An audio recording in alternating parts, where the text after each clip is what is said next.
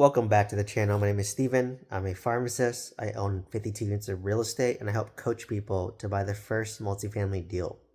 So today I want to talk about my identity and how my identity has changed as I built more wealth. So as you guys know, I've been a pharmacist since 2013 and that was my identity for the longest time. Like if you ask me, even my videos, I say I'm a pharmacist. And for me, that was something I was always striving for. When I graduated high school, I entered a 5-year program where after 5 years, 2 years undergrad, 3 years of pharmacy school, I'd end up graduating with a doctorate in pharmacy degree called a PharmD. And I would basically work as a pharmacist at a hospital or the typical CVS Walgreens. And for me, that was my identity.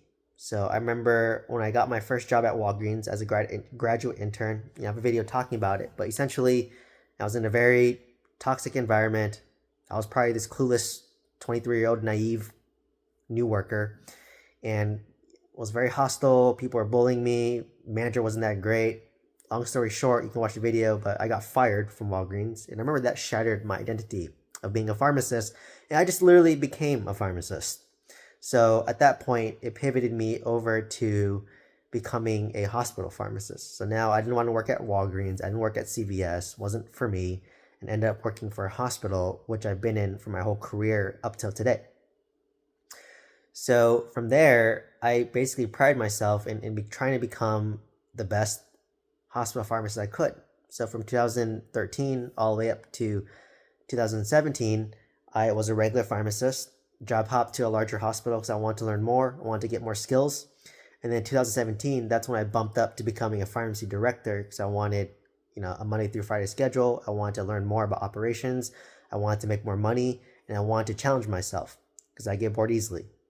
So at that point, I became a pharmacy director, became a regional pharmacy director.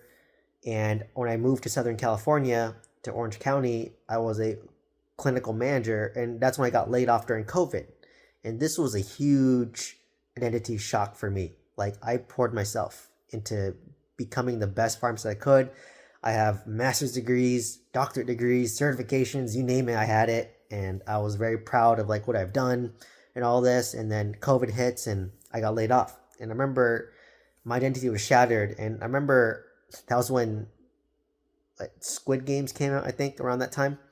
And I remember I just binged Squid Games for like a week and just felt very lost. Felt like I had no direction. Felt like I didn't know what I was doing anymore. Like what I thought I wanted and poured myself into and had singular focus on, it was shattered. Like I at least in my mind, didn't think I did anything wrong. But obviously, yeah, there's something I probably did wrong, which is why I got laid off, right? I'm all about taking ownership. But, basically there's two managers, one had to let go. And you know it's easy to lay off the newer person, and maybe the director didn't like me. I don't know, many factors, right? Any case, I was laid off and my identity was shattered. At that point, I already had a bunch of real estate, like single family homes. I think I owned like 4 single family homes at the time, and I just joined a mentorship program for multifamily because I wanted to scale up my portfolio. And at that point, I pivoted from a pharmacist identity hardcore into like an entrepreneur, owning real estate. I started a business with drop shipping, Amazon drop shipping with Ryan Panetta. I opened up my own pharmacy because now my identity was screw pharmacy. That got shattered when I got laid off. Now I'm become an entrepreneur who buys real estate and does businesses. So now that was my identity from, I would say, 30 until 33. And that's when I bought my 26 unit. That's when I bought my mobile home park. That's when I bought my 20 unit. That's when I tried my Amazon store, which failed. That's when I tried my pharmacy, which failed. And, in when I was 33, that's when it hit me that my mobile home park, wasn't doing well. It wasn't what I thought it would be. And it was losing money. And it really slapped me in the face because now I'm like, oh, I'm not good at my new identity, which was becoming a real estate investor, becoming an entrepreneur, because I had 2 failed businesses. I had 2 apartments that are doing well, but my mobile home park wasn't doing well, and it was draining money from me every single month. I was working as a pharmacist still. So when I got slapped around by my mobile home park, that's when my identity got shattered again, and I hit a depression. And I have videos talking about it, but I was at my low. I was depressed. Like, I wasn't fulfilled from my W-2 as a pharmacist. I thought my identity was an entrepreneur slash real estate investor, but obviously I did bad in my two businesses that failed. And then my mobile home park didn't do well. So my identity was kind of shattered. And then now it kind of like morphed into like I do pharmacy as well as real estate, which is where I'm at today. And it's kind of like a happy medium. So if you kind of see my extremes, I was all pharmacist, became all real estate investor, entrepreneur. Now I'm something in the middle where I am a pharmacist still, and I also do real estate and entrepreneurship, but in a more balanced and, in my opinion, a more healthy way.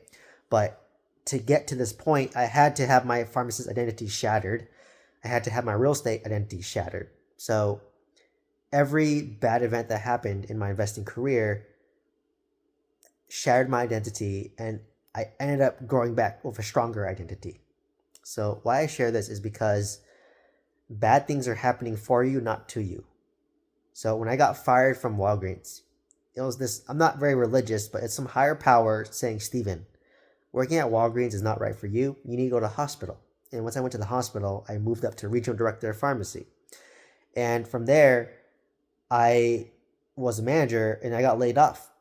And once again, it happened to me. It happened for me, not to me. And it was telling me, Steven, you got to take this time. And this was during COVID when interest rates were historic lows. And I can allocate my time, my energy to go buy a lot of real estate.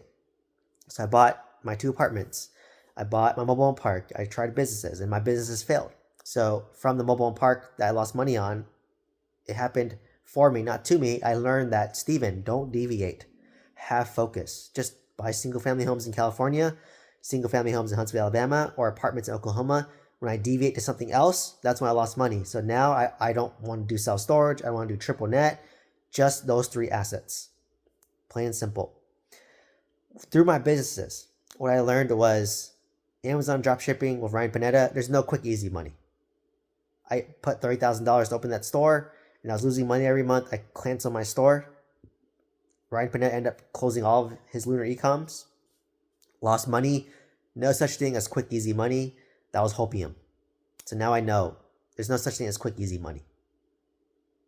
And keep in mind, I was worth millions at this point, and I still made that mistake. Sounds obvious, but I still made the mistake in the moment. Because I was like, oh, well, this Amazon dropshipping store can make me $5,000 a month, and we'll split profit, and I'll get $2,000, you get $2,000, and that's enough to cover my rent at the time. And with my pharmacy, I learned that I don't want a business that's high overhead expense, that's complex, and is dependent on other people. Because I'm just not the type to want to partner. I'll be honest. And that's my limiting factor, but I'm okay with that. So now that's why I like coaching, YouTube, mentorship, because I have no overhead costs. I don't have to pay rent and personally guarantee a lease on a building. I don't have to pay a pharmacist or a tech or a delivery guy. I don't have to have overhead expenses of another physical location. With coaching, mentorship, it's mostly profit. I just need a phone. I just need internet, which I have. I just need a laptop. And I just got to find clients. So when I do a coaching session, it's high profit margin. It takes a long time to make money, but I'm still profitable. And that's the key. So from this, I learned I want a low overhead business that has high profit margin. And for me, I love to teach. So coaching and mentorship made sense because it's higher profit margin, no overhead. And I just can do it. Like, yeah, I don't need to be like all those big like Pace Morby or like Thatch making millions of dollars a year from coaching. Like, if I get there, great, but like I'm just happy making like $200,000 a year through coaching, which is like my W-2 job. And at that point, I just can step away from my W-2 job and just do coaching and live off that money and my real estate income. And I'd totally be happy doing that. So that's why, I don't want to manage people. I already do that at work. I don't want to do all that. I'm okay where I'm at. And if you kind of look at Dave Ramsey, that's what he does. He basically just offers coaching, mentorship, sells digital products and courses, and he just talks about not being in debt, right? Something very simple, but he's been doing it for 35 years. So I learned that that's why Dave Ramsey is able to be so successful, because he does coaching, he does mentorship, he sells digital products, high profit margins. He takes the high profit margins. What does he do? He buys real estate cash. He doesn't even get a mortgage. That's how much He believes in no debt. So that's what I kind of want to do too, like on a much smaller scale. I don't need to be that big. And that's what's beautiful about YouTube too. Like YouTube, it's literally a phone. The platform is free. I post, and as long as you post consistently over a long period of time, maybe you'll make a video that does well, that gets you sponsors, that gets you collaborations, that gives you business opportunities, that is a funnel, marketing funnel for my coaching, my businesses. So it's free. So it's like, it's just a matter of time. That's why it's about being consistent. So that's really what I learned. So every time I got hit with something hard, I elevated myself and got better and learned and gained clarity. So you have to put yourself out there. You have to get out of your comfort zone. And that's when you learn. Like, I never thought I'd be creating content and posting on YouTube. I used to hate YouTubers because I used to think they're narcissistic. I used to think that they loved attention. And I was the complete opposite of that. But as I've been on YouTube, it's just been cool to like share my journey. Yes, you have to get over the, oh, people might judge me. Oh, my parents might see my videos. My coworkers may see my videos. My farmers underneath me may see my videos. But who cares? Like, they'll just watch it, ask you a question about it, and then forget about it, because everyone is just so in their own mind that they have no time, no energy to even think about you. That's what I learned. No one really cares about you as much as you think they do, right? It's all in your head. So just live your life on your terms, do what you want. And with YouTube, it's just nice to build a personal brand. And from there, it might open up a lot of opportunities down the road for me. Like, I know thanks to me posting on YouTube, I've met a lot of amazing people, and I never would have met them if it wasn't for me posting a random video on YouTube consistently. And I can teach people a realistic path to building wealth and the realistic mindset that you need to build wealth. And like I said, as you build wealth, you're going to fall down. The matter is, can you get up and can you learn from it? So that's why even my mobile home park, which I lost money on, I lost $100,000 on that deal. I could afford to take that $100,000 hit. It didn't wipe me out. My pharmacy I invested in, I lost $30K on that. I could afford to lose that. My Amazon dropshipping store, I lost $30K. I could afford to lose. So I made calculated bets. I put $30K, but if the upside was, well, if I was making $5K a month, then it'll pay for itself in less than a year. So that was the bet I was making, but obviously it was like hopium. And same in the mobile home park. I predicted that at worst case, I would lose $200K. But if my plan came to fruition and had good property management and a good location, which it wasn't, I thought that property would be worth $10 million. And I bought it for $1 million. And I was going to put in, at least like $500,000 in the deal. So with the chance of making, let's just call it 5 million, or lose 200K. So upside is 5 million, or I lose 200K. So I was willing to take that gamble because I was okay losing 200K. And I ended up losing 100K, which ended up becoming a tax write-off for me. So that's the bet. If you have let's say a 70% chance of losing 200K, but you have a 30% chance of making 5 million, would you take that bet? That was kind of like rough numbers that I had in my mind. And I was willing to take that bet. So, and I lost that bet, right? But I won other bets of my 26 unit and my 20 unit.